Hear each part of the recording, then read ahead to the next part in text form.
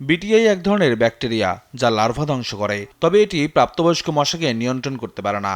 এটি প্রাকৃতিকভাবে মাটিতেই জন্মায়। অনেক দেশ বিটিআই প্রয়োগ করে মশা নিধনে সফল হয়েছে। বাংলাদেশেও মশা নিয়ন্ত্রণের জন্য ২০২৩ সালের আগস্টে বিটিআই এনেছিল ঢাকা উত্তর সিটি কর্পোরেশন। কথা ছিল সিঙ্গাপুর থেকে বিটিআই আনার, কিন্তু ঠিকাদারি প্রতিষ্ঠান মার্শাল অ্যাগ্রোভেট কেমিক্যাল ইন্ডাস্ট্রিজ দরপত্রের শর্ত ভঙ্গ করে চীন থেকে এনে সিঙ্গাপুরের লেবেল লাগিয়ে প্রতারণা করেছিল। ফলে পরে আর এটি ব্যবহার করা হয়নি। মশা নিধনের জন্য আবার বিটিআই আমদানির উদ্যোগ নিয়েছে ঢাকা উত্তর সিটি কর্পোরেশন। এবার আনা হচ্ছে যুক্তরাষ্ট্র থেকে। বিটিআইকেও চিন্তা করেছি। বিটিআই আমাদের ক্রয় প্রক্রিয়া একদম শেষ পর্যায়ে।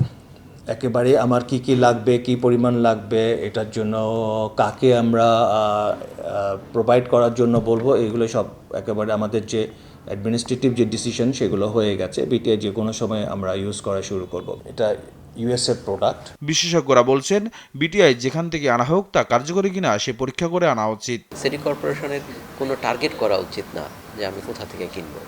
হ্যাঁ, স্যাম্পল কালেকশন করুক, স্যাম্পল কালেকশন করে একাধিক ল্যাবে পরীক্ষা করুক।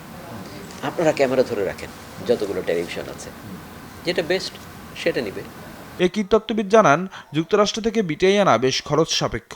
আর বিটিআই শুধু আমদানি করলেই হবে না, এর যথাযথ রক্ষণাবেক্ষণ জরুরি, না হলে কোনো কাজে আসবে না। এটা আপনি অনেক ভালো একটা প্রোডাক্ট আনলেন, আপনি অনেক গরমে রেখে দিচ্ছেন, নষ্ট হয়ে যাবে। বিটিআই স্টোরেজ কিন্তু খুব ইম্পর্টেন্ট।